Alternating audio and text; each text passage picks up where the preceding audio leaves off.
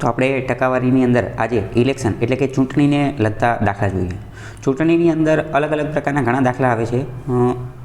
Vote, election, મત અને ચૂંટણીના આધારે એનો આપણે એક આખો અલગ જ વિડીયો લેક્ચર લઈશું. પણ અત્યારે આપણે પર્સન્ટેજ ટકાવારી શીખી રહ્યા છીએ, તો એને ધ્યાનમાં રાખી અને એકદમ બેઝિક પ્રકારના જે એકદમ સાદામાં સાદા દાખલા છે એ જોઈએ. પહેલો દાખલો છે કે એક ચૂંટણીમાં બે ઉમેદવારો છે. એક ઉમેદવારને 52% મત મળ્યા અને તે 200 મતથી ચૂંટણી જીતી જાય છે, તો કુલ કેટલા મત અપાયા હશે? માની લો કે એ ઉમેદવાર એને 52% મળ્યા, બરાબર. તો બીજા ઉમેદવારને કેટલા મળ્યા હશે? બીજા ઉમેદવારને તો કુલ વસ્તુ કેટલી હોય? કુલ વસ્તુ હોય 100%. કુલ વસ્તુ હોય 100%. તો 52% એને મળી ગયા, તો બીને કેટલા મળ્યા હોય? તો બીને બાકી બચે એટલા મળ્યા હોય ને. બાકી કેટલા બચે? તો કે બાકી બચે 48%. જો મોસ્ટ ઇમ્પોર્ટન્ટ, આ એકદમ સાદા પ્રકારનો દાખલો છે એટલે અહીંયા 48 જવાબ આવી જાય છે. હકીકતમાં 48 જવાબ આવે એવું જરૂરી નથી. એવું પણ બની શકે કે અમુક લોકોએ મત જ ન આપ્યો હોય.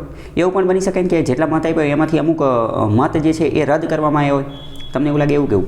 તો મતની અંદર એક એવી સિસ્ટમ પણ હોય કે જો મત યોગ્ય રીતે ન આપવામાં આવેલો હોય, મત જે છે એ યોગ્ય રીતે ન આપવામાં આવેલો હોય, એની અંદર કોન્ફિડેન્શિયાલિટીનો ભંગ થયો હોય, વાયોલેશન થયેલું હોય, તો એ મતને રદબાતલ પણ ગણવામાં આવે. એ મત જે છે એને ગણવામાં ન આવે, એને ગણતરીમાં ન લેવામાં આવે. એ મત અયોગ્ય, એ મત ચાલશે નહીં. પણ અહીંયા એકદમ સાદા દાખલા છે એટલે આપણે એવું માની લેવાનું કે કુલ 100% મત છે, એમાંથી એને 52% મળ્યા, તો બાકીના મતલબ કે જેટલા વેલિડ વોટ એટલે કે જેટલા યોગ્ય મત જે છે, યોગ્ય મત, એ યોગ્ય મતમાંથી 52% જો એને મળ્યા, તો બાકી બચ્યા એ બીને મળ્યા હશે. તો બાકી કેટલા બચ્યા? તો કે 48% એને મળશે. અને હવે પહેલો જે છે એ 200 મતથી ચૂંટણી જીતી જાય છે. 200 મતથી ચૂંટણી જીતી જાય છે. હવે સમજો 200 મતથી ચૂંટણી જીતવી એનો મતલબ શું? 200 મતથી ચૂંટણી જીતવી એનો મતલબ એવો થાય કે માની લો કે એ વ્યક્તિ જે છે એને 1800 મત મળ્યા, 1800. તો બીને કેટલા મળ્યા છે? એ 200 મતથી ચૂંટણી જીતી જાય તો એને કેટલા મળ્યા છે? 2000 મળ્યા છે ને. કારણ કે બેનો ડિફરન્સ જો, બેનો ડિફરન્સ તો એટલો થાય ને, બરાબર, કે એને આટલા મળ્યા છે. તો બેનો ડિફરન્સ એટલો થાય તો 200 મતથી જીતે.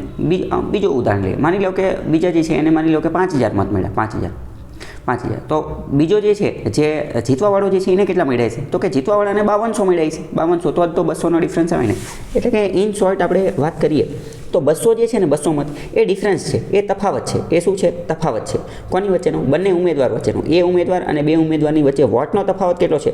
વોટનો તફાવત છે 200નો.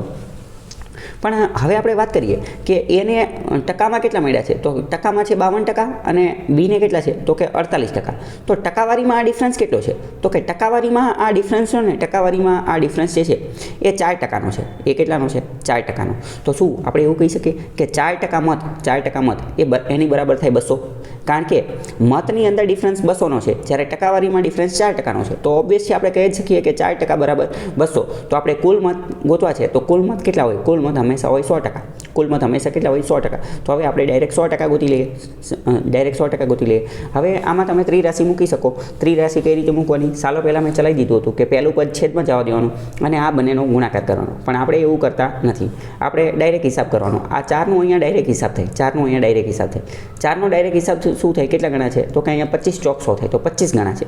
તો આ પણ આની કરતાં કેટલા ગણા હશે? તો કે 25 ગણા હશે. તો કેટલા થાય? 25 દુ 50 અને પાછળના 2 0 એટલે કે 5000 મત હશે કુલ. અથવા માની લો કે કોઈ એમ નથી કરવું, તો બીજો પણ હિસાબ થાય છે. મેં તમને કીધું હતું આ 4થી અહીંયા પણ જમ્પ થઈ શકે. આ 4થી અહીંયા પણ જમ્પ થઈ શકે. 4થી કેટલા ગણા છે? તો 4 5 20 એટલે કે 50 ગણા છે. તો અહીંયા પણ આની કરતાં આમ કેટલા ગણા હશે? તો કે 50 ગણા. 100 × 50 કેટલા થાય? તો કે 5000 થાય. તો પણ કેટલા જવાબ આવશે? 5000. આવી રીતે આપણે ડાયરેક્ટ હિસાબ જે છે એ કરીએ છીએ.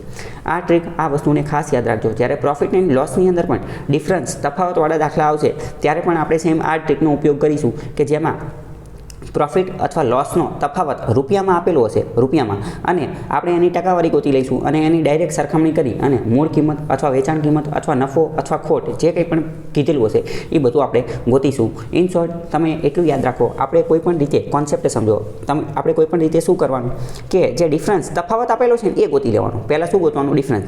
તો કે ડિફરન્સ કેટલો છે? તો કે 200 મતનો.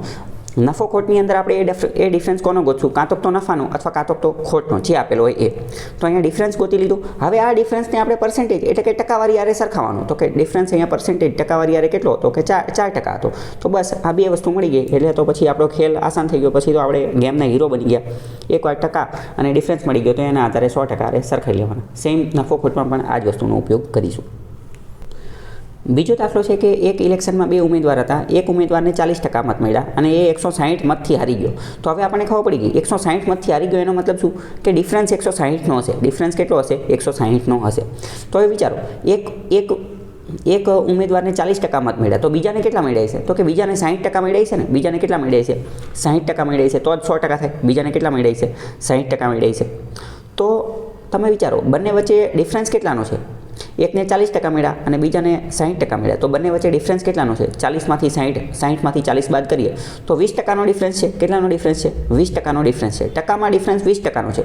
જ્યારે મતમાં કેટલાનો છે? તો કે મતમાં છે 160નો. મતમાં 160નો. તો 20% બરાબર 160, તો 100% બરાબર કેટલા? 100% બરાબર કેટલા? તો અહીંયા પણ ત્રિરાશિ મૂકી શકાય, પણ આપણે એવું કરતા નથી. આપણે ડાયરેક્ટ અહીંયા જોઈએ 20 × 5 100 થાય. 20 × 5 100 થાય. તો અહીંયા પણ ડાયરેક્ટ કેટલા ગણા હશે? અહીંયા આ 5 ગણા છે, તો આ પણ કેટલા ગણા હશે? તો કે 5 ગણા હશે. 16 × 5 = 80 અને પાછળનો 0 એટલે કે 800 મત જે છે એ આવી શકશે. 800 મત અહીંથી આવી રીતે કરવું હોય તો પણ થઈ શકે. 20ના 160 કેટલા ગણા છે? તો કે 8 ગણા છે. 8 ગણા. તો અહીંયા પણ કેટલા ગણા હોય? તો કે 8 ગણા હોય 800. એ રીતે પણ જવાબ આવી જાય. તમે તાળો પણ મેળવી શકો છો એ રીતે. તો આની જેવા બીજા દાખલા જે છે એ તમારે ગણવાના છે અને આવા એકદમ સિમ્પલ દાખલા પૂછાતા હોય છે. ધીમે ધીમે આપણે ઇલેક્શન વોટ મત એના આધારે અમુક એડવાન્સ દાખલા પણ જોઈશું, પણ અત્યારે આપણે પર્સન્ટેજના બેઝિક દાખલા જોઈ રહ્યા છીએ એટલે આ દાખલો જોયો. આગળ એડવાન્સ આવશે એ પણ જોઈશું.